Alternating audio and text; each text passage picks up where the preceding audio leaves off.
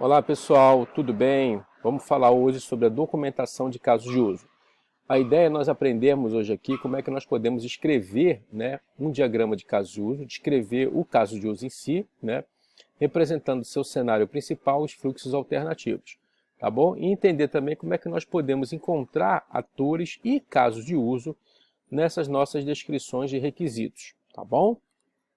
Então, primeiro, identificação de casos de uso e atores, Ler a descrição em linguagem natural do sistema buscando sempre por verbo e substantivo.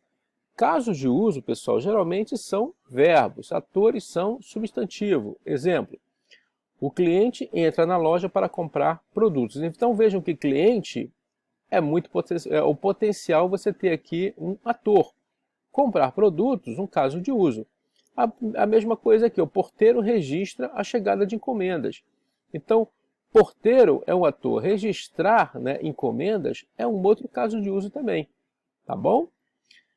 Bom, não existe um consenso em relação à descrição de caso de uso, tá? Mesmo nas empresas, se você for trabalhar em algumas empresas, se você já estiver estagiando, vocês vão ver que não existe um consenso, pessoal, na estrutura interna de uma descrição de um caso de uso. Tá? Você vai para uma empresa utiliza uma estrutura, você vai para outra, utiliza uma outra estrutura, tá ok? Mas basicamente existem dois tipos de estrutura. Uma estrutura chamada de simples e a outra detalhada, E aí, logicamente, a empresa, a organização, ela escolhe um tipo de estrutura para ela poder utilizar no seu dia a dia, tá bom? Eu vou mostrar para vocês aqui os dois tipos de estruturas, tá? Tanto a simples quanto a detalhada. A estrutura simples, ela tem o nome, o cenário típico e o cenário ou cenários alternativos, tá ok? Então vamos ver aqui um exemplo de estrutura simples, Aqui você vai colocar o nome do caso de uso, tá? Comprar produto. Cenário típico. Aqui você vai colocar a descrição do fluxo feliz do caso de uso, aquilo que tudo dá certo. Então, se ele está comprando um produto, nós estamos entendendo que nesse cenário típico, tudo dá certo para ele realizar aquela compra. Tá bom? Cenários alternativos. Cenários alternativos são aqueles cenários que você pode ter algum problema quando você estiver realizando essa compra aqui, quando você estiver passando pelo cenário típico. Tá? Então, por exemplo, aqui nós colocamos o 3A. 3A é o cliente escolhe a forma de entrega. Vamos supor que esse tipo aqui de entrega que o cliente escolheu, ele não atende uma determinada urgência que o cliente tem. Então, o que o cliente pode fazer? O cliente pode escolher outra forma de entrega e aí ele retorna para o passo 3 do fluxo principal. Retorna novamente aqui para escolher uma outra forma de entrega, já que essa forma que ele escolheu não atendeu às suas necessidades. 6A. A operadora de cartão não autoriza a compra. Então, 6 é o sistema autoriza a compra. Então, vamos supor que por algum motivo o cartão do cliente não foi autorizado. Então, o que você vai colocar aqui? O cliente pode fornecer outro cartão, retornando para o passo 5, que seria aqui o fornece os dados do cartão, ou ele pode ainda, nesse cenário alternativo, pode cancelar a compra. Tá? Então, é sempre importante no cenário alternativo você indicar onde você está se referenciando no cenário do fluxo principal e aonde você retorna. Esse ponto de retorno aqui é muito importante para o fluxo principal, porque isso é como se você estivesse utilizando o sistema, tá? E aí deu algum problema no sistema, onde é que você retorna? Qual é a tela que vai aparecer novamente para o cliente? Então essa informação é muito importante, tá bom? Então vamos lá. Estrutura detalhada. Na estrutura detalhada você tem todas essas informações que estão aqui. Nome, lista de valores, visão geral, tá? Todas essas informações que estão aí. Vamos ver um exemplo aqui. Lista de atores, Então os atores envolvidos naquele caso de uso. Cliente, sistema de autorização de cartão.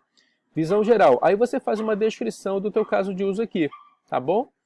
Requisitos que são atendidos nesse caso de uso. Requisitos 1, requisitos 5, requisitos funcionais, tá? Outros casos de uso relacionados. Você pode ter o caso de uso aqui, valida usuário. Você pode ter um esquema aqui de inclusão, um include aqui para validação de usuário. E classe que implementa o caso de uso, compra BIM. Pode ser uma classe lá que você esteja utilizando. Tá?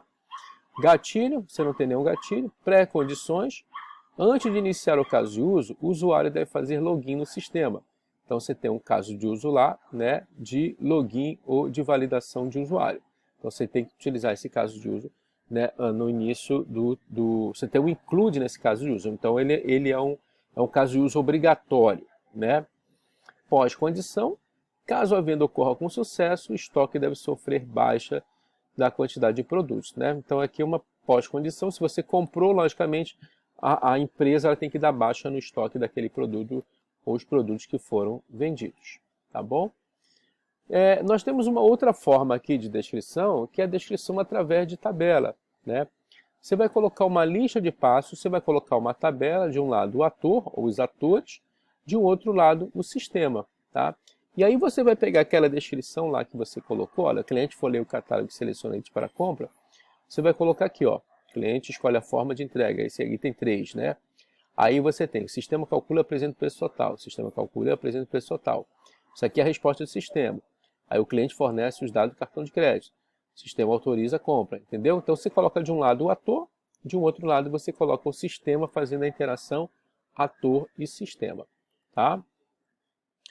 Bom, quais são as perguntas para identificar atores e casos de uso? Primeiro, quem utiliza o sistema? Como é o uso do sistema? Quais informações são fornecidas ou obtidas do sistema? Como esse sistema ele é mantido?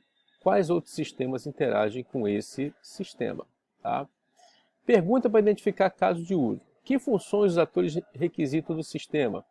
O que os atores necessitam fazer?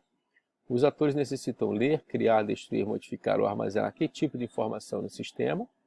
Os atores devem ser notificados sobre que eventos o sistema ou os atores necessitam notificar o sistema de alguma coisa? O que esses eventos representam em termos de funcionalidade? O trabalho diário dos atores pode ser simplificado ou de uma forma mais eficiente através de novas funções. Você pode adicionar funções aqui no teu sistema para você poder simplificar, tá? E perguntas para identificar cenários, né? Os possíveis cenários que você tem no sistema. Então, o primeiro cenário é aquele que tudo dá certo, tá? Então, quando tudo dá certo, como é que o sistema se comporta? É o cenário principal. Algo pode ocorrer de forma diferente. Isso aqui é uma pergunta importante, tá, pessoal? Para você identificar os cenários alternativos. Algo pode ocorrer de forma diferente nesse passo? Pensa, por exemplo, quando você está sacando um dinheiro num caixa eletrônico, quando você está comprando um produto no mercado, quando você está comprando um produto na web, por exemplo, quando você está fazendo uma reserva de um hotel, uma reserva de uma passagem aérea, o que pode acontecer, né, de diferente nesse passo aqui, tá ok? O que pode dar errado também nesse passo são os fluxos de exceção, tá? E verificação de casos de uso, né? Todos os atores envolvidos no caso de uso têm associação de comunicação. Há similaridade entre o número de atores que representam um papel comum e pode ser descrito no ator base. Há similaridades entre um número de casos de uso que representam um fluxo comum de atividades, pode ser descrito uma relação de uso do caso de uso, né? Você pode ter aqui um caso de uso que ele pode ser reutilizado. Existem casos de uso especial de caso de uso existente, que pode ser descrito em relacionamento extend. Então você pode ter um include, você pode ter um extend aqui. Existem atores, o caso de uso sem associação, uma outra coisa importante. Existem requisitos funcionais conhecidos que não são abordados em nenhum caso de uso. Vê que você está validando aqui todos os teus casos de uso, validando teus atores e validando os relacionamentos entre atores e casos de uso. Tá? Dicas, pessoal. Comece sempre da estrutura mais simples. Começa sempre do fluxo principal, do cenário feliz, aquele que tudo dá certo. Façam casos de uso enxutos, né? Ao longo do tempo você vai adicionando, você vai percebendo os fluxos alternativos e você vai adicionando. Mas começa sempre do fluxo principal, tá? E adicione detalhes de forma proporcional ao risco de cada caso de uso. Vou mostrar um exemplo aqui para vocês. Então nós temos aqui um caso de uso, cliente, né? Compra produtos, ele tem um extend, uma extensão, isso aqui ele quer dizer que ele pode opcionalmente pendurar conta ou não, por isso que é um extend, tá? E quando o cliente está comprando produto, ele tem um include, que é valida ao usuário, ou seja, para ele comprar um produto, necessariamente existe uma validação daquele usuário. A mesma coisa acontece, olha, obtém reembolso, inicializa o sistema e mantém usuários, todos eles precisam validar o usuário. Então, o mecanismo obrigatório de inclusão, um include. E aqui nós temos o mecanismo de generalização e especialização de funcionário e gerente. Vejam que funcionário é uma generalização, o gerente é uma especialização. Então, o funcionário, né, o gerente é um tipo de funcionário, tá? O funcionário tem esses casos de usos aqui associados, ó, compra de produtos e obtém reembolso. o gerente tem esses dois casos de uso aqui, inicializa o sistema e mantém o usuário. Esses dois casos de uso aqui, só o gerente pode utilizar, tá ok? Mas o gerente ele herda esses relacionamentos de comunicação com esses casos de uso aqui. Então isso quer dizer que o gerente ele também compra produtos, ele também obtém reembolso, tá? Mas só o gerente inicializa o sistema e mantém usuários, ok? Ele é uma especialização desse caso de uso. Tá? Então aqui é um exemplo também, né, que eu acho que ajuda vocês aqui em relação ao mecanismo, né, de inclusão, include, extensão, extend, tá? E generalização, especialização entre atores. Tá bom, pessoal? Espero que tenham aproveitado e até a próxima.